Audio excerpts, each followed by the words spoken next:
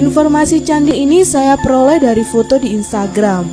Dalam foto terlihat seperti candi yang belum banyak orang mengetahuinya. Akhirnya, keinginan saya untuk mencari candi tersebut muncul.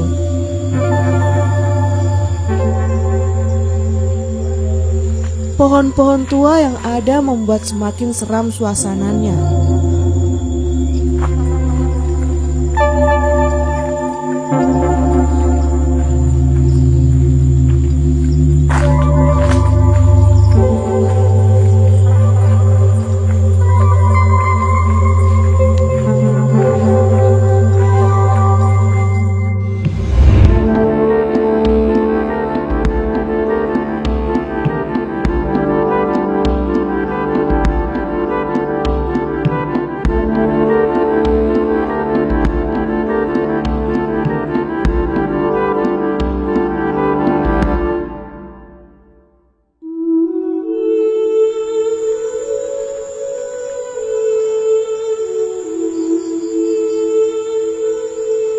Pernah dengar Candi Tetek Belahan? Atau kalian mungkin udah pernah ke sana? Candi Tetek Belahan ini sebenarnya sebuah pertirtaan.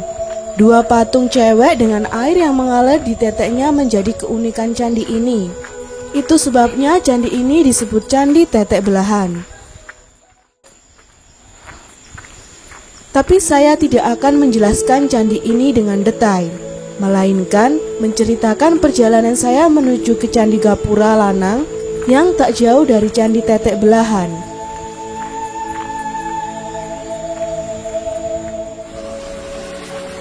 Informasi Candi Gapura Lanang ini saya peroleh dari foto di Instagram.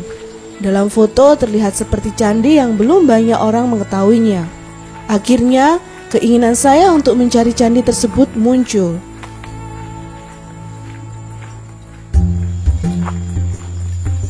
Perjalanan kami mulai dari Candi Tetek Belahan yang berada di Desa Wonosunyo, Kecamatan Gempol, Pasuruan.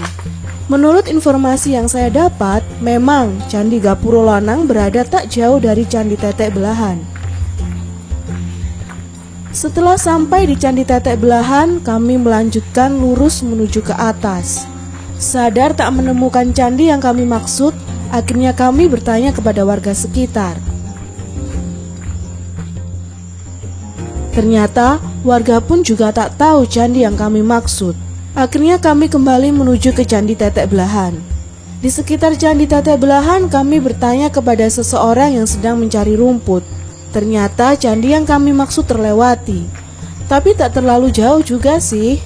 Beliau menunjuk masjid yang terlihat kubahnya dari sini. Akhirnya kami menuju ke sana.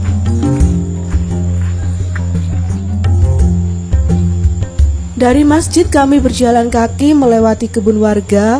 Dari sini candi sudah terlihat.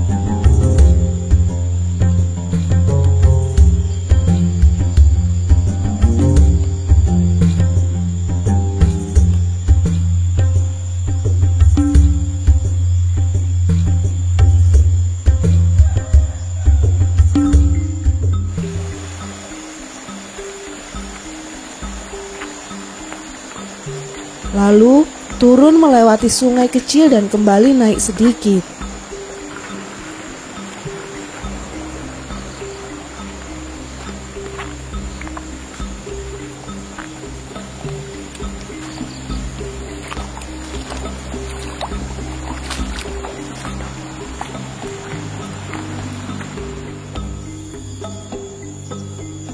Kami sempat kebingungan di sini, sebab jalan setapak mulai tak tampak dan berbukit, membuat candi tak terlihat.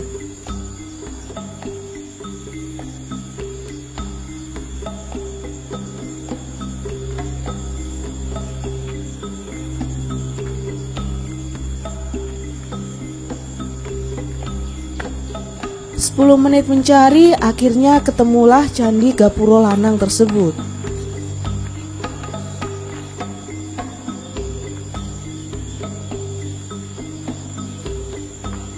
Dekat candi terdapat tumpukan batu yang tertata rapi layaknya tembok, tetapi di atasnya tertimbun tanah dengan pohon di atasnya.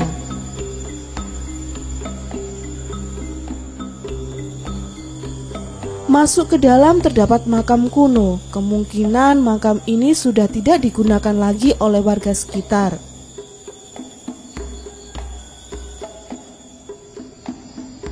Pohon-pohon tua yang ada membuat semakin seram suasananya. Di tengah pemakaman inilah berdiri kokoh Candi Gapura Lanang.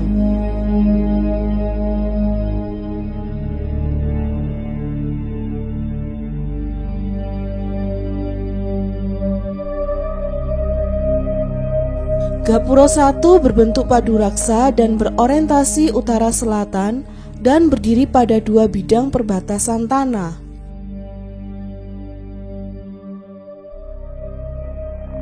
Tanah di sebelah utara merupakan bagian dari tanah makam, sedangkan di sebelah selatan merupakan tanah tegalan.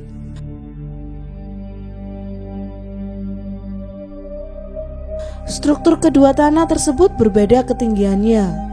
Tanah di sebelah selatan lebih tinggi dari tanah di utara, sehingga sebagian sisi selatan gapura tertutup tanah. Gapura yang pada tahun 1834 keberadaannya ini pernah dilaporkan oleh Haji Donis, dan pada tahun 1840 oleh H.N. Seabrook ditulis dalam buku The Outselling 2. Ini terdiri dari 3 bagian, yaitu kaki, badan, dan juga atap.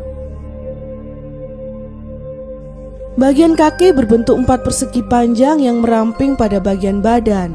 Bagian atap berbentuk limas menyerupai bentuk atap rumah, dan pada puncaknya berbentuk kubus yang tidak utuh lagi.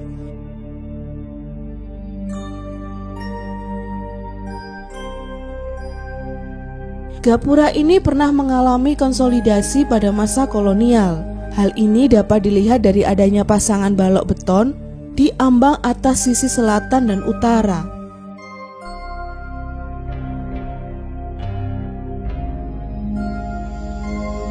Gapura ini juga memiliki sayap di kanan dan kirinya yang kondisinya sudah tidak utuh.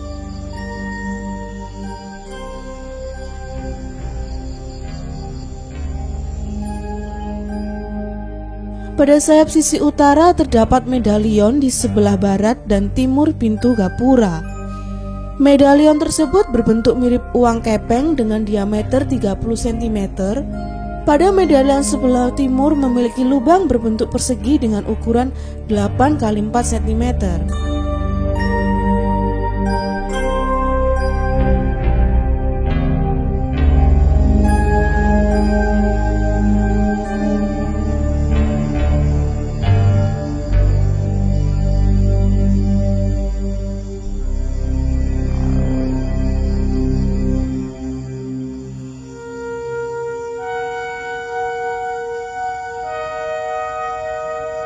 Melalui cendera sengkala yang ada di Candi Belahan menunjukkan bahwa masyarakat zaman dahulu telah mengenal fenomena gerhana.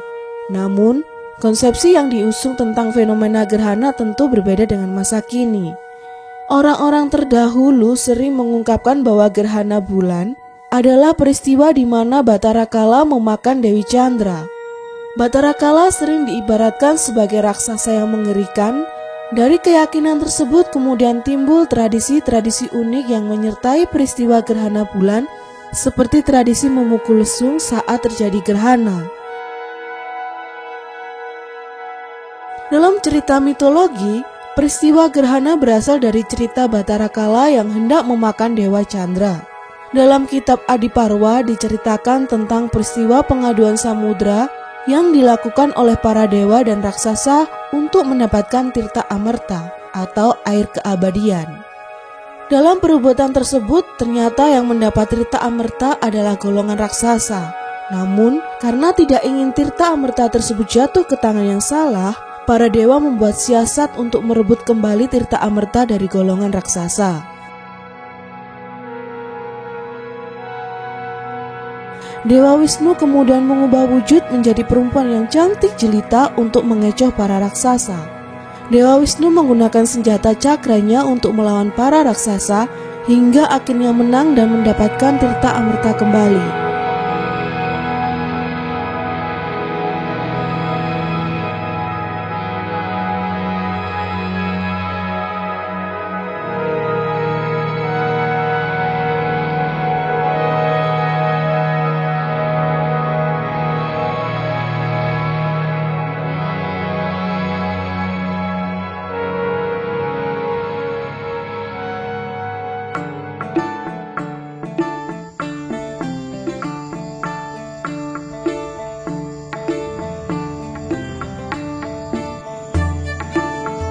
Mau diapakan situs seperti ini sangat bergantung pada relasi kekuasaan yang ada di masyarakat. Bila pemilik kuasa dipandu aktivitas komersial, maka akan eksploitatif. Juga bila pemilik kuasa oposan dari tradisi dan kebudayaan masa yang lalu akan jadi destruktif. Pilihan yang terbatas tentunya. Apakah relasi ini bisa dinegosiasi? Pesimis bila melihat catatan keretakan hubungan komersialisasi, kepercayaan dominan versus budaya asli dan keselarasan.